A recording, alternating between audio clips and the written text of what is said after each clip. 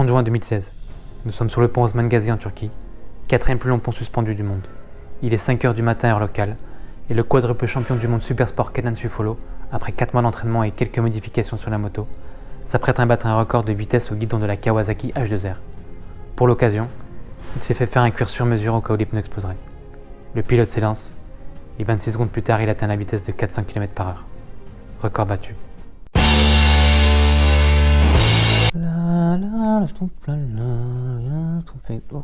Oh pardon, ça tourne? Oh bah écoutez, on attaque tout de suite. L'histoire de Kawasaki remonte à 1878, donc c'est assez vieux. Lorsque Shozo Kawasaki fonde Kawasaki Tsukiji Shipyard dans la ville portuaire de Tokyo, au Japon. À ses débuts, l'entreprise se concentre sur la construction navale et devient rapidement reconnue pour son savoir-faire et sa qualité de fabrication. Sa première œuvre est un petit bateau de 80 tonnes quand même, nommé Okaimaru. Voilà, donc fin des années 1800, c'était un bateau Kawa, vous pouviez avoir. Bon, c'est un autre style, d'autres sensations, mais pourquoi pas. Bon, alors maintenant, on va faire quand même un très gros saut dans le temps. Nom de Zeus. Je vous épargne un peu tous les détails de ce qui s'est passé entre-temps, puisque ça ne concerne pas forcément la moto. Et donc, on arrive directement en 1949, juste après la Seconde Guerre mondiale, durant laquelle Kawa aura participé à la fabrication de 20 000 avions, 20 porte-avions, 30 cuirassés et 250 sous-marins, rien que ça. Mais après la guerre et la défaite du Japon, Kawasaki se lance dans la production de motos et commence d'abord par fabriquer un moteur nommé KE. Ces moteurs équipent les Meihatsu B7, mais Kawasaki finira par racheter la marque de moto Meguro, et c'est en 1962 que la toute première vraie moto entièrement conçue et construite et estampillée Kawasaki voit le jour, et c'est la 125 B8 2 temps qui est dérivée de la Meihatsu B7, bien entendu. Une moto qui a bénéficié du travail effectué par la marque dans le domaine aéronautique. D'ailleurs, le logo sur le réservoir portait cette inscription Kawasaki Aircraft. La B8 met à mal la concurrence, en partie grâce à sa transmission à 4 rapports, mais aussi par ses suspensions. La déclinaison B8 Motocross remportera les 6 premières places du championnat motocross japonais en 1963. L'ancêtre des KX était né. Nous sommes donc maintenant début des années 60 et le rachat de la marque Meguro a offert à Kawasaki une moto, la K1, avec un bicylindre de 500 cm3, moteur qui est une copie d'un moteur BSA pour l'anecdote. Et cette moto donnera naissance à la série des motos W qui existe encore d'ailleurs, comme vous devez le savoir, avec la W800. Malgré une augmentation de la cylindrée, puisqu'on passe à 624 cm3 et l'ajout d'un second carburateur, les ventes restent décevantes et les lignes jugées trop classiques pour l'époque vont nettement ralentir le succès commercial de l'engin. Cependant, la compétition démontre l'incontestable efficacité des 2 cylindres en ligne 2 temps à distribution rotative, et c'est tout naturellement que les bureaux d'études vont poursuivre leurs recherches dans cette voie. Et donc en 66, la A1 Samurai apparaît. Donc avant les Ninja, on a eu les Samurai, intéressant. Ce twin 2 temps de 250 cm3 se fait tout de suite remarquer par sa modernité mécanique, la qualité de sa finition et surtout ses performances qui lui assurent un succès immédiat. Les twins de la série A seront d'ailleurs les premiers succès commerciaux de Kawasaki aux États-Unis. Le marché européen se montre quant à lui plus réticent, mais Kawa créera en 1971 la fameuse coupe Kawasaki, qui reste la première coupe de marque qui sera disputée au guidon d'Avengers. Alors non, pas ces Avengers-là, on parle bien des motos Avengers. Je ferai peut-être d'ailleurs une vidéo sur l'histoire de la coupe Kawasaki, si jamais ça vous intéresse. En 69, la marque sort la H1 et Kawa affiche clairement ses ambitions sportives avec son 500 cm3, 3 cylindres qui développent 60 chevaux. Elle fut surnommée moto ayant la plus forte accélération au monde. Rien que ça. Elle parcourt le 400 mètres en moins de 13 secondes. Et c'est avec cette moto, et plus précisément la H1R, que Kawasaki remportera sa première course de MotoGP en 1971 au GP de Barcelone avec Dave Simons à son guidon. Et d'ailleurs, en parlant de course, 1969, circuit de Daytona, Kawasaki surprend tout le monde en présentant des motos vertes, et plus précisément le lime green. Et pourquoi tout le monde était surpris, me demandez-vous? Eh bien, le vert a été une couleur synonyme de malheur et de malchance pendant longtemps, une superstition qui nous viendrait du théâtre. Je vous laisse vous renseigner si vous voulez en savoir plus. Si vous avez la réponse, n'hésitez pas à le mettre en commentaire afin d'éclairer nos lanternes. Et donc à l'époque, avoir des motos vertes, ça flashait pas mal au milieu du gris, du rouge ou du noir. Donc voilà, maintenant vous savez d'où vient le vert Kawa et son fameux Green Racing, puisqu'il a évolué vers cette couleur-là. Après bon, ce verre c'est pas toujours foufou, hein. Moi j'ai eu une Versys X et très bonne moto au passage. Changez la selle si vraiment vous pensez en avoir une. Donc cette moto j'étais bien content de ne pas l'avoir en verte parce que je la trouvais vraiment moche, elle était grise anthracite. Donc voilà, le verre parfois pas ouf, hein. Mais en parallèle de tout ça, Kawasaki travaillait sur un projet top secret depuis 6 ans, le projet Beefsteak de New York. Non, ce n'est pas une blague, c'est son vrai nom. Le projet n'est rien d'autre qu'une nouvelle moto qui devait révolutionner le marché, mais, ils se font coiffer au poteau par Honda qui présente en 1969 sa fameuse CB 750 avec ses 4 cylindres en ligne.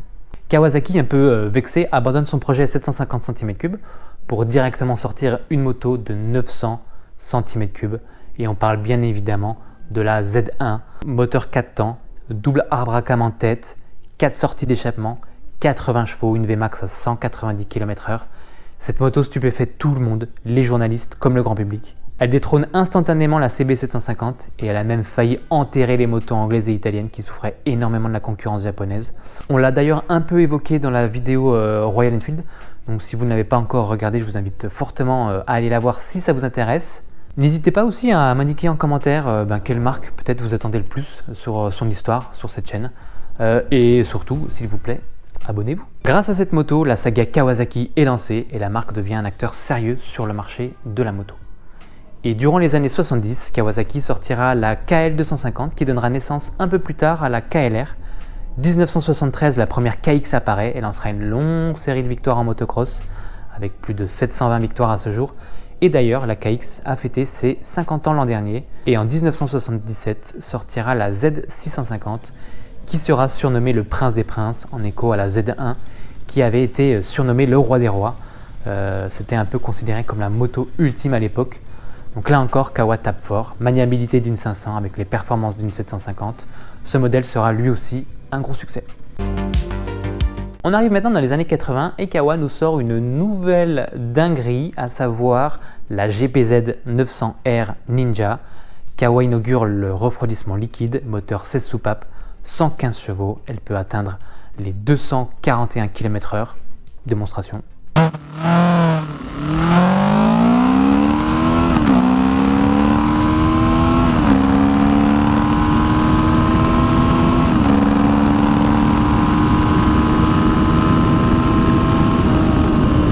Un look considéré comme sportif pour l'époque, même si aujourd'hui on pourrait presque la considérer comme une routière, visuellement, hein, j'entends. Alors, comme vous le savez très certainement, c'est la moto qui a été utilisée dans le film Top Gun en 1986.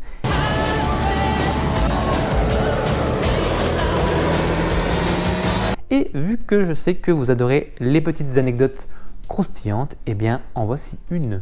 Donc le film a été produit par la Paramount, hein, et à l'époque c'est eux qui avaient décidé que ce serait ce modèle qui serait dans le film et pas un autre. Et donc très naturellement ils vont voir Kawa et ils leur disent oui, on va faire un film avec des avions de chasse, avec Tom Cruise. Tom Cruise qui n'était pas encore une méga star mais une vraie star montante. On voudrait mettre votre Kawa dedans, la 900, oui, la GPZ, oui, bah, c'est exactement ce qu'il nous faut. Il nous en faudrait 2 s'il vous plaît, voilà. Si vous pouviez nous les fournir, ce serait sympa quand même. Et Kawa qui va nous répondre tout naturellement et simplement non. Bon, je ne sais pas pourquoi Kawa n'a pas accepté. Du coup, la Paramount voulait absolument ces modèles. Donc ils les ont achetés, ils ont même acheté 2 modèles précisément. Et du coup, peut-être que vous l'aviez remarqué, mais les motos sont débadgées dans le film, ce qui veut dire qu'on ne voit pas la marque Kawasaki, on ne voit même pas le nom du modèle, pour ne pas faire un peu de pub, même si bon, ça a quand même pas mal fait de pub. Et d'ailleurs, même les peintures ne sont pas du tout d'origine, ce rouge et noir là, d'ailleurs la peinture d'origine rouge et noir est inversée. Donc c'est une peinture qui est vraiment custom au film. Donc voilà, c'est cadeau, hein, vous pourrez vous la raconter un peu plus en soirée. Et c'est avec cette moto que la fameuse série Ninja est lancée. Bon, alors qu'est-ce qu'on a aussi dans les années 80 ?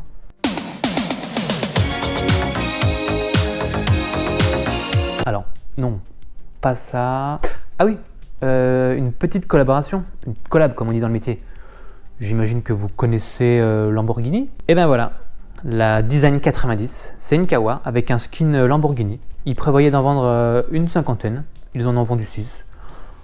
Je je pense qu'on peut dire que c'est un échec. Hein. Alors maintenant, on est début des années 90 et qu'est-ce qu'on a dans les années 90? Ah bah si.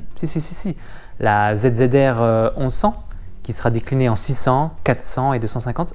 Ah tiens, encore un modèle qui va finir dans un film. Et oui, on retrouve la 250 dans Kill Bill, aux couleurs de la fameuse combinaison du personnage que joue Uma Thurman. Pour le reste des années 90, hormis la ZX6 et 7R qui seront à nouveau des exemples de la maîtrise de Kawa des motos dites sportives, on se contentera de raviver le souvenir des anciennes gloires avec la Zephyr qui reprend les lignes des séries Z, la VN qui reprend l'esprit de la Vulcan 700 sortie en 1984 et la W650 qui est la continuité naturelle de la série W. Et c'est tout naturellement que nous arrivons début des années 2000 et là, Kawa met les deux pieds dans le plat sans hésitation en ravivant la série Z avec la Z750 et la Z1000 qui seront des énormes succès commerciaux et modèles sur lesquels Kawa va longtemps surfer en termes de design et d'esprit. D'ailleurs, quand on regarde l'évolution des Z depuis, je trouve qu'elles ont très peu changé. Bon, encore une fois, quand on a trouvé le bon filon, pourquoi creuser à côté? Dans les années 2000, on verra aussi l'apparition d'une moto particulière pour moi, puisqu'il s'agit de la ER6N et F, moto sur laquelle j'ai passé le permis en full, puisque le permis A2 a été mis en place pendant que je passais le permis, et du coup je me suis retrouvé en permis A2. Bon bref, ça c'est une autre histoire. Mais les années 2000, c'est aussi le retour de la ZZR, et notamment de la ZZR 400, et en face, il y avait quand même une Hayabusa qui se la racontait un peu. Donc vu qu'on était en mode concours de kiki, il fallait bien une réponse à ça quand même. 4 cylindres, 16 soupapes, 1352 cm3, 197 chevaux, 300 km/h et même 328 km/h lors de certains essais. Bon, je pense que là, ça y est, en termes de gros cube, grosse vitesse, grosse puissance, ça y est, on est arrivé un peu au bout quoi. Ah bah non, on va pas s'arrêter là quand même. Ce serait dommage. Du coup, on arrive direct en 2015 et il y avait bien une lettre chez Kawa à laquelle on n'avait pas encore redonné vie. Et oui, la série H revient avec notamment la H2R, la plus dingue de toutes les dingueries. 326 chevaux, un design des plus agressifs et un record de malade par le pilote Kenan Sufolo, le 0 à 400 en 26 secondes. Un avion de chasse cette moto. Je vous le dis, c'est un avion de chasse cette moto. Ouais, bon, je sais, je crois que vous me voyez venir. Top Gun 2, Tom Cruise, forcément, il est sur quoi? Une H2. Il semblerait cette fois-ci que Kawa ait fourni les motos. En revanche, pas de peinture perso, pas de petits autocollants pour customiser la moto. On est sur le modèle Carbone édition limitée 2019. Une histoire qui se finit bien entre Kawa et Top Gun.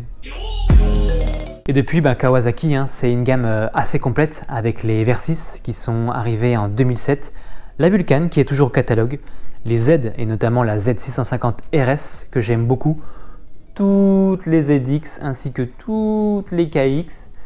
Et c'est aussi des innovations qui arrivent au catalogue avec l'arrivée des motos hybrides.